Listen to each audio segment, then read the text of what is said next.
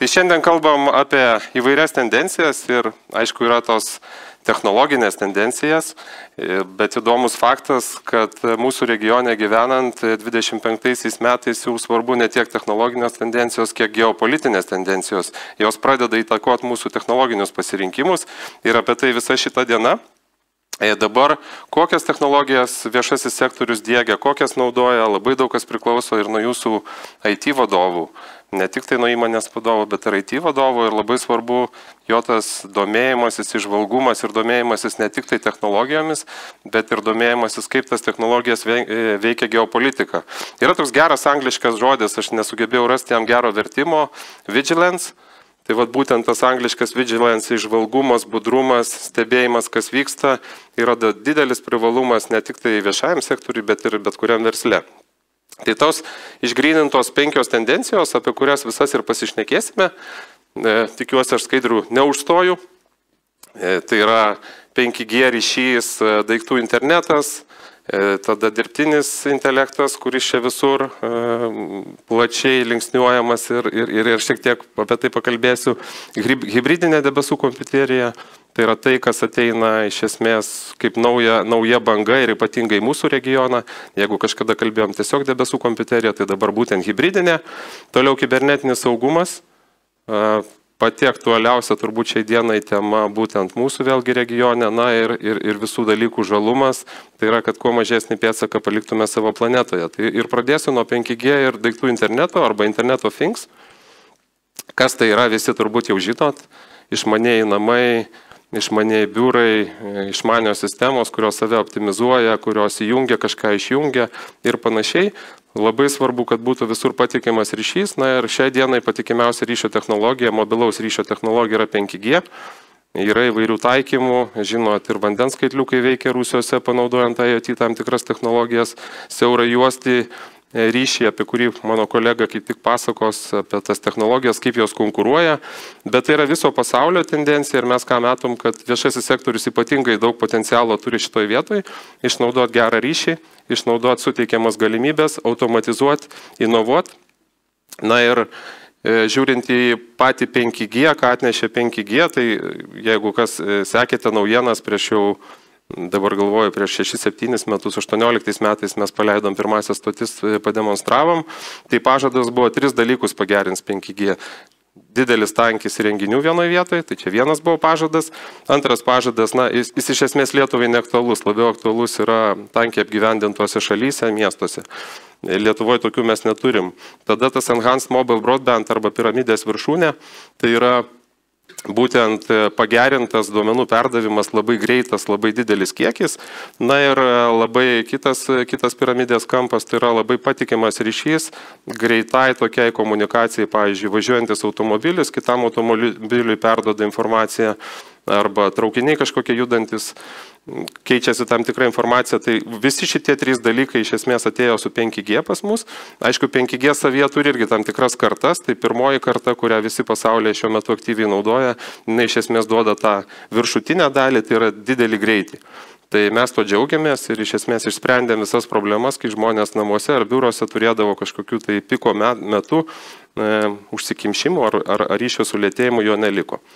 Bėgu į kitą skaidrę apie dirbtinį intelektą, tai ką mes specialistai šitoj srity daug laiko praleidžiantis šitoj turiuomenį technologijų srity. Apie dirbtinį intelektą aš dar mokiausi universitete, ne, tai buvo tam tikri apibrėžimai. Dabar, ką mes matom, tai dažnai yra suplakama tam tikri dalykai ir kabinama dirbtinio intelekto etiketė. Ne, tai kaip turėjom tą vadinamą greenwashingą, tai dabar AI washingas. Tam tikra analogija, ne, elementari robotizacija yra prilyginama dirbtiniam intelektui. Tai vėlgi kviečiu nesusipainioti. Dirbtinis intelektas yra kažkas daugiau negu primityvi robotizacija, kur pavadinkim buka programėlė ar buka skriptas, kažką iš ten paima, čia padeda, iš ten paima, čia padeda, jeigu ten pasikeičia, jisai užstringa, sustoja, net nėra ten to dirbtinio. Bet kas įvyko, aišku, tai įvyko lūžis, kai dirbtinis intelektas arba šitos kompiuterio programos pradėjo kalbėti su žmogumi, pradėjo jį suprasti. Iš tikrųjų jos nesupranta jo, bet jos sugeba imituoti, kad jos supranta ir sugeba atsakyti labai protingai. Tai iš esmės čia įvyko lūžis, nes plačioji visuomenė sužinojo apie tai, visi pradėjo šnekėti, visur atsirado dirbtinio intelekto etiketės. Na ir prasideda tos lenktynės. Ir matom, kas atsitinka. Yra iš esmės 3 regionai pasaulyje, kiekvienas eina savo keliu. Ir šitą skaidrę man labai gerai iliustruoja mūsų situaciją Europoje. Ne? Tai Europa užsiema kartais keistais reguliavimais, vietoj to, kad atidaryti duris investicijoms.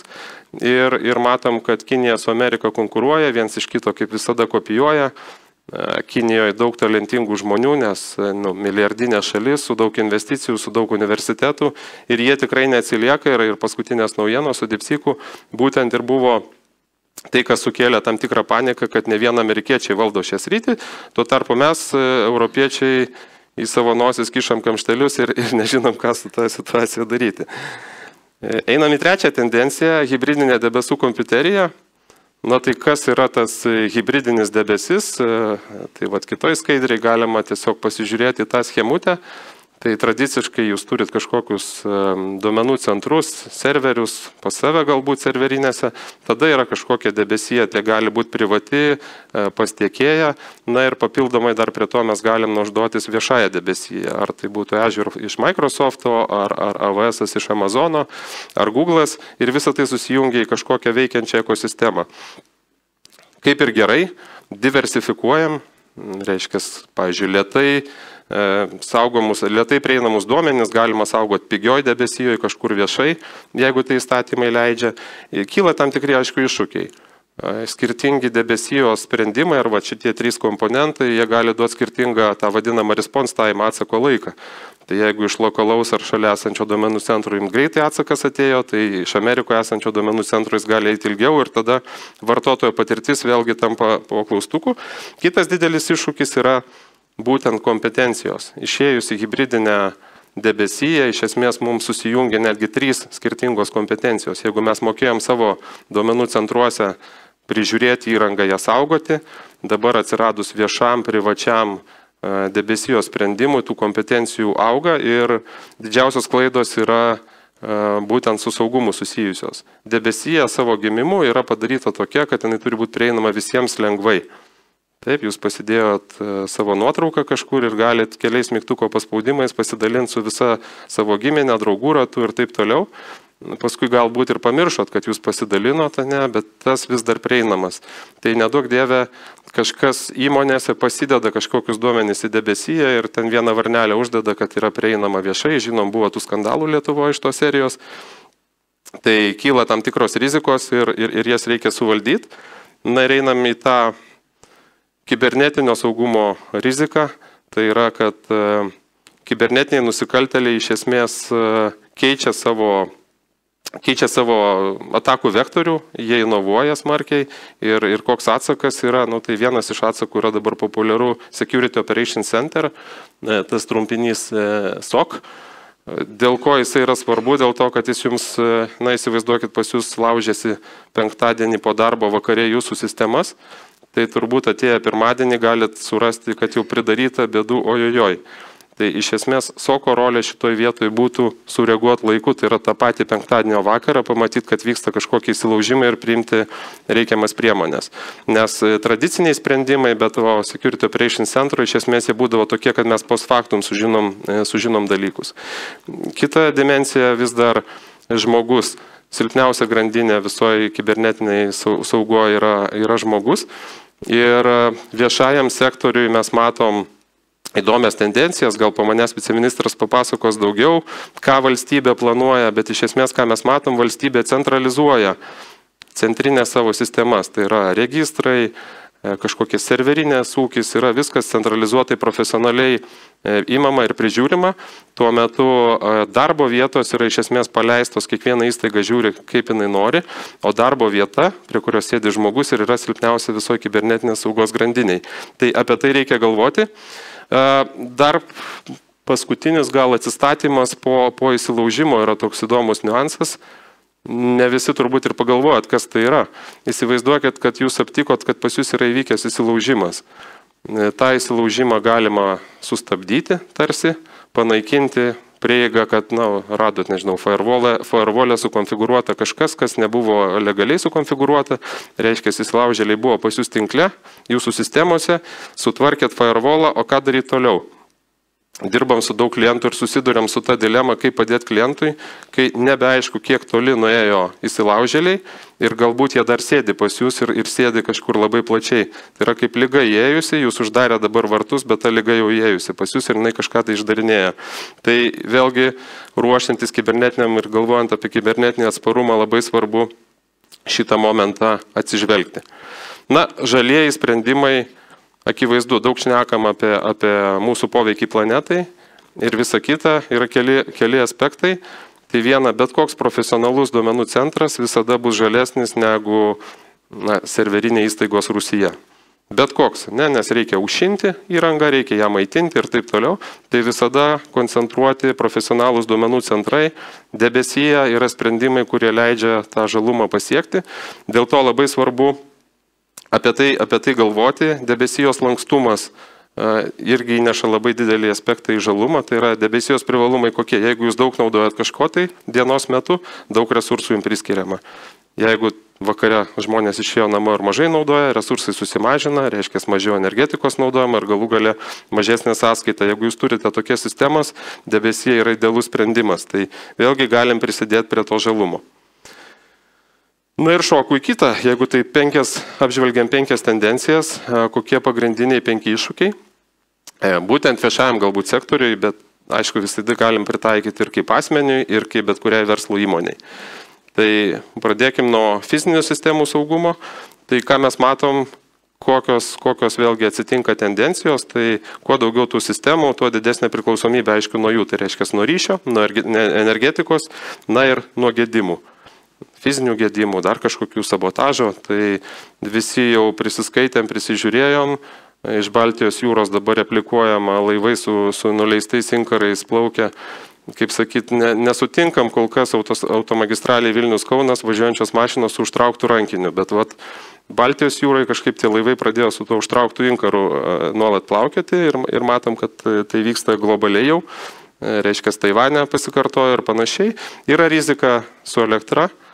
Taip, viskas priklauso nuo elektros, gali būti sabotažas, gali būti dar kažkokie kenkėjiški darbai, apie tai reikia galvoti ir ruoštis tam fiziniam saugumui. Dabar Telia kaip tiekėjas mes esam nacionalinės svarbos įmonė dėl to, kad užtikrinam Lietuvai svarbią infrastruktūrą ir iš jūsų, ir iš kitų klientų gaunam labai daug paklausimų. Tai mes atsakingai darom viską, kas įmanoma šios dienos technologijomis, kad apsidrausti nuo šitų fizinių visokių dalykų. Tai yra prie duomenų centrų nuo pat 22 metų vasario yra padidintos kuro talpos tam, kad galėtume autonomiškai ilgai dirbti, net jeigu ir nebūtų elektros ir panašiai. Tai daug dalykų darom.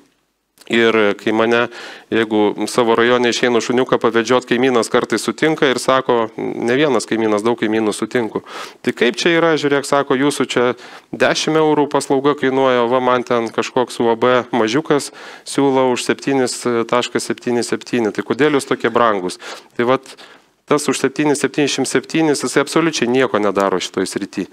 Pasiten ant vieno kabeliuko, ant vieno įrenginuko viskas kabo ir kitas daiktas arba suges, arba jį nulauš, tiesiog visi klientai bus be interneto arba be kažkokių paslaugų. Tai tuo ir skiriasi rimti tiekėjai nuo tų, kur po stalu kažkaip suklijavau, kažkas veikia, kažkas išėjo.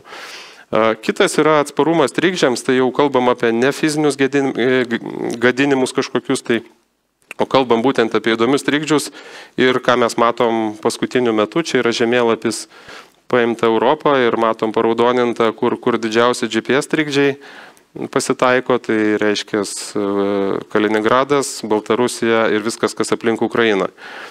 Kodėl tai daroma? Tam, kad nebūtų galima valdyti jokių dronų, jokių civilinių kažkokių renginių, nes jie tiesiog priklausomi nuo GPS-o. Bet kas dar blogiau, kad visi šitie dalykai, radio bangos jos sklinda, jos neturi sienų. Ir ką mes matėm, čia tik tai prieš mėnesį iš Londono atskridęs lėktuvas Vilniuje įsuko ratus ir nesugebėjo nusileisti, nuskrido į Varšuvą. Sausio 16 berods šitas paskutinis bent jau žinomas įvykis buvo ir būtent dėl labai stiprių trikdžių, reiškia Vilnius yra pakankamai, sakysim, toli nuo Baltarusijos ar Kaliningrado, bet GPS signalas ir kiti yra pakankamai silpnas ir jį lengva užžeminti, kaip technologai sako. Kitas dalykas, mobilus ryšys yra priklausomas kažkiek nuo GPS signalo, dėl to, kad tas greitasis 5G, jisai naudoja siųstuvus, kuriems labai svarbu yra laiko sinchronizacija. Aiškiai, jeigu yra siųstuvas už kilometro ir kitas už kilometro, jie turi turėti labai tikslų laiką ir vienas su kitu žinot, kokį jie laiką turi. Nes iš esmės vienas kalba, kitas abudu kalba, abudu tyli, pradės trukdyti. Tai yra ta vadinama sinchronizacija ir jeigu sinchronizacija yra įmama iš GPS-o, ką daugelis įrangos gamintojų tokią standartinę savybę duoda, pradeda sutrikinėti ir mobilus ryšys tose vietose. Ką mes darom? Mes per tinklą paduodam taip pat sinchronizacijos signalą. Tai iš esmės, kol tinklas veikia, per fizinį tinklą žemė šviesolaidžių.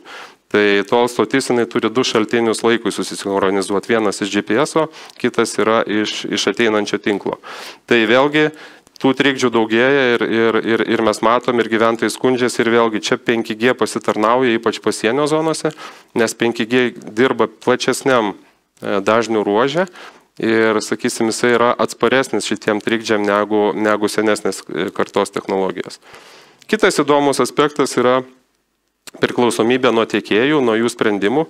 Mes patys su tuo buvom susidūrę 22 metais, mes turėjom gerus partnerius, kurie dirbo iš Ukrainos. Ir kai prasidėjo karas, mes nebežinojom, pirmas toks pasimetimas buvo, tai ką daryti, ar jie gali dirbti toliau iš Ukrainos ar negali. Tai mes vienareikšmiškai priėmėm sprendimą, kad iš rizikingų šalių, ir Ukraina tuo metu nebuvo rizikingom priskirta, mes nebeleidžiam niekam dirbti. Tai iš esmės mums teko atsisakyti partnerių iš Ukrainos, tai kas iš jų pervažiavo dirbti iš Lenkijos, tai ok. Bet mes nebegalėjom sekti, kad ar čia užimta teritorija ar ne.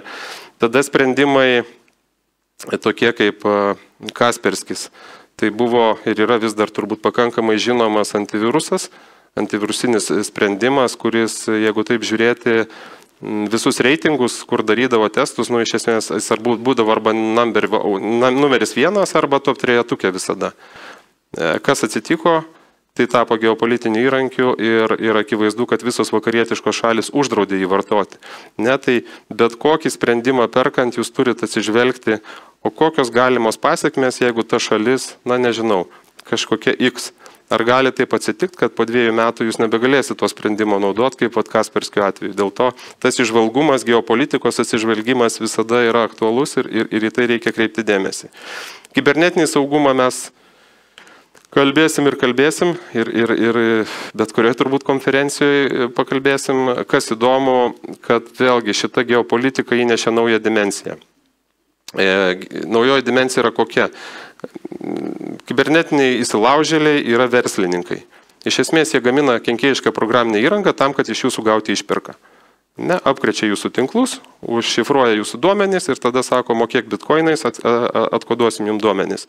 Tai pirmą kartą, kas atsitiko, 2017 metais buvo virusų, vadinsiu, virusas NotPetya pavadintas, ne Petya, bet NotPetya, kuris Ukrainos iš esmės gadino jų IT sistemas neatstatomai.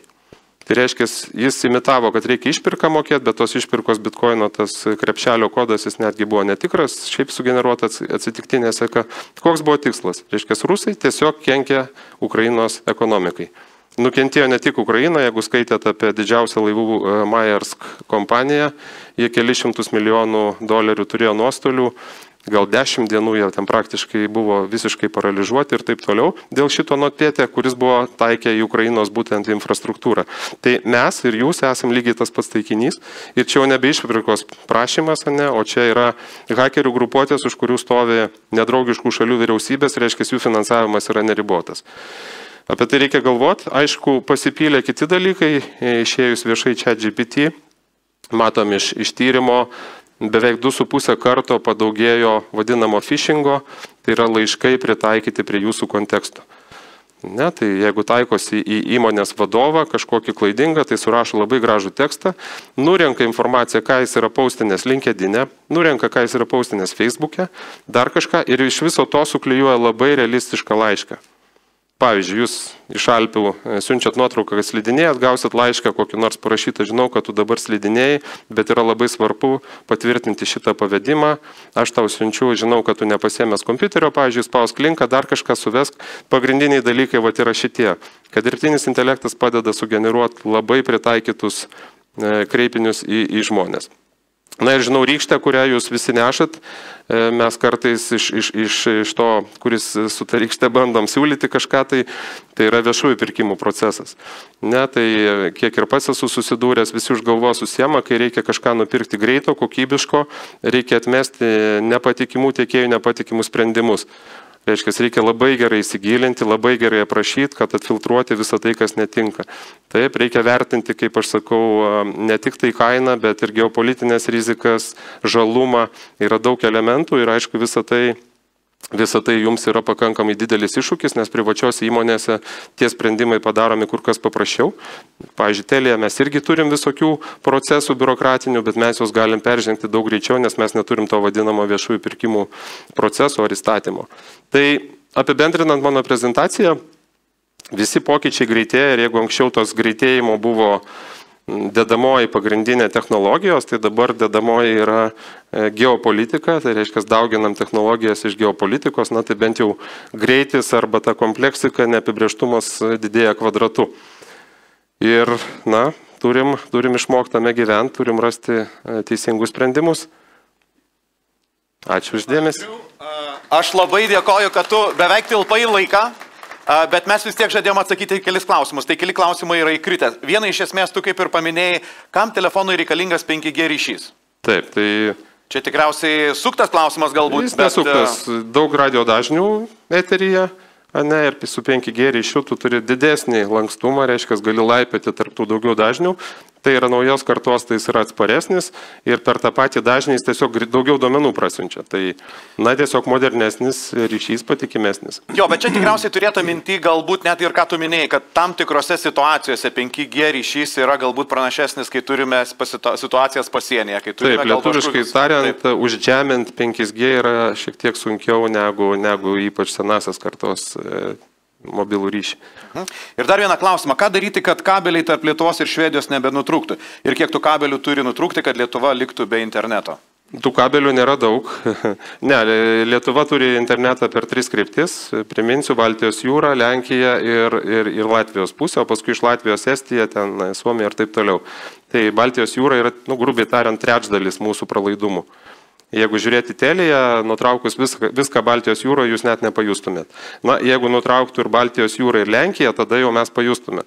Tada turėtume pradėti riboti greičius šitiems klientams.